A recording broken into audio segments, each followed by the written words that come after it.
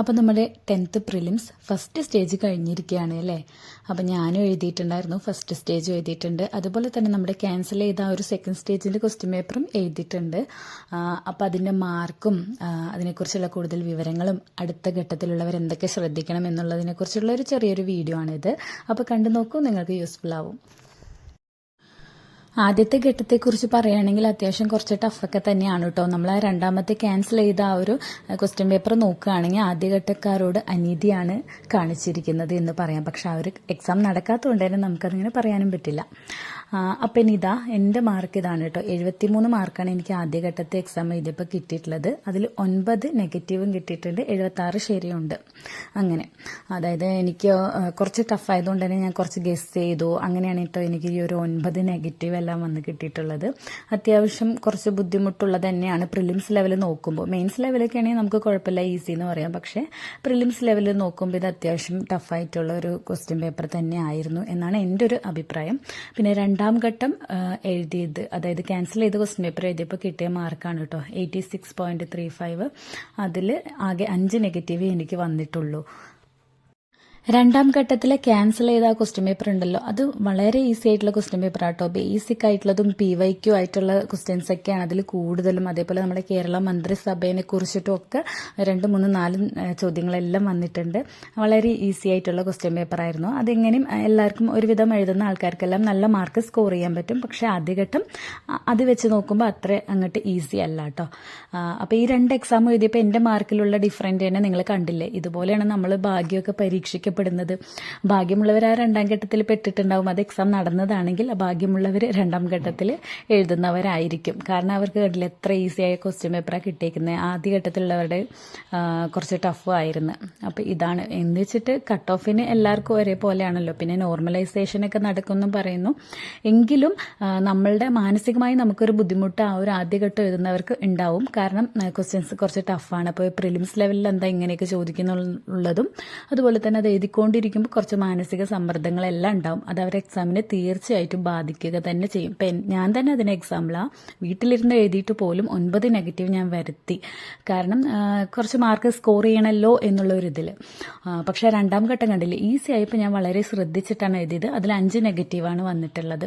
ഈ ഒരു ഡിഫറൻസ് നിങ്ങൾ മനസ്സിലാക്കണം. അതായത് ക്വസ്റ്റ്യൻ ടഫാക്കുമ്പോഴും ഈസി ആക്കുമ്പോഴും നമ്മളുടെ മാനസികാവസ്ഥയെ അത് എങ്ങനെ ബാധിക്കുന്നു, നമ്മുടെ മാർക്കിനെ അത് എങ്ങനെ ബാധിക്കുന്നു എന്നുള്ളത് നിങ്ങൾക്ക് എൻ്റെ ഞാൻ എക്സാം എഴുതിയ ഒരു രീതിയിൽ നിന്ന് തന്നെ നിങ്ങൾക്ക് മനസ്സിലായിട്ടുണ്ടാവും. ഇനി എൻ്റെ ഈ മാർക്ക് കണ്ടിട്ട് നിങ്ങൾക്ക് ഇത്ര മാർക്ക് കിട്ടിയല്ലോ, എനിക്ക് ഇത്രയൊന്നും കിട്ടുന്നില്ല എന്ന് വിചാരിക്കുകയേ വേണ്ട. കാരണം എക്സാം ഹാളിൽ നമ്മളുടെ മാനസികാവസ്ഥ വേറെയാണ്.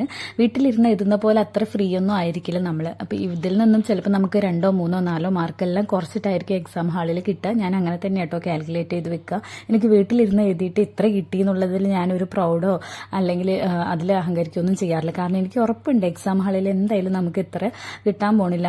അവിടുത്തെ ആ ഒരു ചുറ്റുപാടും എല്ലാം വെച്ച് നോക്കുമ്പോൾ നമ്മൾ എക്സാം എഴുതുമ്പോൾ എങ്ങനെയും ഇതിനേക്കാൾ ഒരു 2, 3 മാർക്കൊക്കെ കുറവ് തന്നെയായിരിക്കും കിട്ടുക. അപ്പോൾ നിങ്ങൾ ഇനി ശ്രദ്ധിക്കേണ്ടത് ഇനി PSC ഇങ്ങനെ ആയല്ലോ, ഇനി ഞാൻ എന്ത് പഠിക്കും, അടുത്ത സ്റ്റേജ് എക്സാം എഴുതുമ്പോൾ എങ്ങനെ പ്രിപ്പയർ ചെയ്യും, ആദ്യത്തെ പോലെ ആയിരിക്കുമോ രണ്ടാമത്തെ പോലെ ഈസി ആയിരിക്കും, അതൊന്നും ആലോചിച്ച് നിങ്ങൾ ടെൻഷൻ അടിക്കേണ്ട.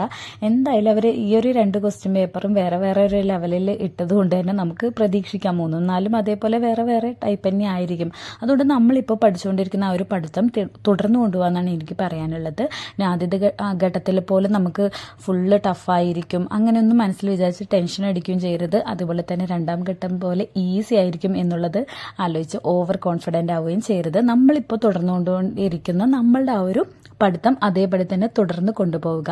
ഈ ഒരു 2 എക്സാമിലും നിങ്ങൾക്കൊരു 70+ സ്കോർ ചെയ്യാൻ പറ്റുകയാണെങ്കിൽ ഉറപ്പായിട്ടും നല്ലൊരു സ്കോർ തന്നെയാണ്. അതുകൊണ്ട് തന്നെ കോൺഫിഡൻ്റ് ആയിരിക്കുക. ഇനിയിപ്പോൾ ഒരു 65 ഒക്കെ ആണെങ്കിലും നിങ്ങൾക്ക് കിട്ടിയതെങ്കിലും നിങ്ങൾ പേടിക്കേണ്ട. ഇനിയും കുറച്ച് ടൈം ഉണ്ടല്ലോ. ഈ ഒരു ടൈമിനുള്ളിൽ നിങ്ങൾ കവർ ചെയ്യാത്ത ഏരിയാസ് കവർ ചെയ്ത് നല്ലതുപോലെ റിവിഷൻ ചെയ്ത് കൊണ്ടുപോയാൽ മതി. ഇനി പുതിയ കാര്യങ്ങളൊന്നും പഠിക്കാൻ പോകണ്ട. അപ്പോൾ ഫസ്റ്റ് സ്റ്റേജിൽ കുറേ നമ്മൾ കാണാത്ത ചോദ്യങ്ങളൊക്കെ വന്നിട്ടുണ്ട്. അപ്പോൾ അതൊക്കെ തേടിപ്പോയി അതിൻ്റെ പിന്നാലെ പോയിരുന്ന് ഇങ്ങനെ പഠിക്കാതെ നമ്മൾ പഠിച്ചത് കൂടുതൽ നന്നായിട്ട് റിവിഷൻ ചെയ്ത് എഫക്റ്റീവാക്കി വെക്കുക എന്നുള്ളതാണ്. പിന്നെ ഉച്ചക്കലത്തെ എക്സാം ക്യാൻസൽ ചെയ്തു എന്ന് കേട്ടപ്പോൾ എനിക്ക് പേഴ്സണലി വളരെയധികം സങ്കടം തോന്നി കേട്ടോ. കാരണം എൻ്റെ കസിൻസും ഉണ്ട്, അതേപോലെ തന്നെ എൻ്റെ സബ്സ്ക്രൈബേഴ്സും എന്നെ സ്നേഹിക്കുന്ന കുറേ പേരൊക്കെ ഇതേപോലെ അതിൽ ബുദ്ധിമുട്ടി എന്ന് ഞാൻ അറിഞ്ഞു. അതേപോലെ എൻ്റെ കസിൻസും എനിക്ക് നേരിട്ട് കാണാൻ കഴിഞ്ഞു. അവരുടെ ബുദ്ധിമുട്ടുകളും ഞാൻ നേരിട്ട് കാണുന്നതല്ലേ. അതേപോലെ തന്നെയാണ് എൻ്റെ ഓരോ സബ്സ്ക്രൈബേഴ്സും, അതേപോലെ തന്നെ ഈ PSC എക്സാം എഴുതുന്ന ഓരോരുത്തരും. അതായത് കുഞ്ഞുമക്കളെയൊക്കെ വീട്ടിലാക്കി അവരുടെ ഉമ്മമാരുടെ അടുത്തും അമ്മമാരുടെ അടുത്തൊക്കെ ആക്കിയിട്ടും അതേപോലെ അവർക്ക് വേണ്ട ഫുഡൊക്കെ റെഡിയാക്കി വെച്ചിട്ടൊക്കെ പോയിട്ടുള്ളവരായിരിക്കും ഈ ഉച്ചയ്ക്ക് ശേഷം എക്സാം ഉള്ളവരും. അതേപോലെ 2 ബസ് കയറി 3 ബസ് കയറി പിന്നെ ഓട്ടോ പിടിച്ച് അകത്ത് കുറച്ച് ഉള്ളിലേക്കുള്ള സ്കൂളൊക്കെ ആണെങ്കിൽ ഓട്ടോ പിടിച്ച് പോകേണ്ടൊക്കെ വന്നിട്ട് ബുദ്ധിമുട്ടി അവിടെ എത്തിച്ചേർന്നവരാണ് പലരും. അപ്പോൾ അവർക്കൊക്കെ ബുദ്ധിമുട്ട് ഉണ്ടായി എന്നുള്ളത് ഞാൻ അറിഞ്ഞു. എനിക്കതിൽ ഒരുപാട് വിഷമമുണ്ട് കേട്ടോ. കാരണം നമ്മൾ ആരും പ്രതീക്ഷിക്കാതെയല്ലേ പെട്ടെന്ന് ഇങ്ങനെ സംഭവിച്ചത്.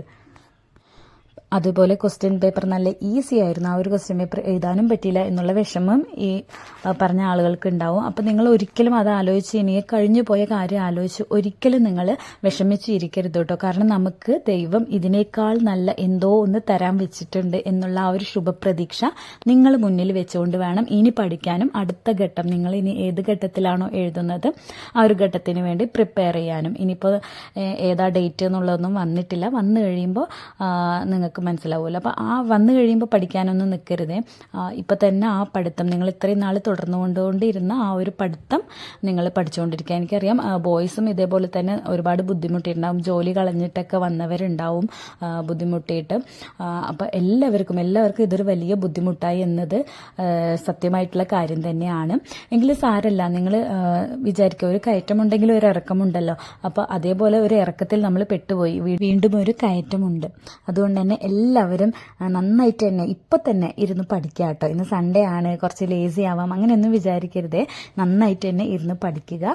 അടുത്ത എക്സാം നിങ്ങൾക്ക് ഈസി ആവട്ടെ എന്ന് ഞാൻ ആത്മാർത്ഥമായി പ്രാർത്ഥിക്കുന്നു. അതേപോലെ തന്നെ എൻ്റെ എക്സാമും ഈസി ആവാൻ വേണ്ടി നിങ്ങൾ പ്രാർത്ഥിക്കണേ. ഓഗസ്റ്റ് 1 എനിക്ക് എക്സാം. അപ്പോൾ നമുക്ക് ഇനി വീണ്ടും കുറേ അധികം വീഡിയോസൊക്കെ ആയിട്ട് വീണ്ടും മുന്നോട്ട് കാണാം. അതുവരെയ്ക്കും ബൈ.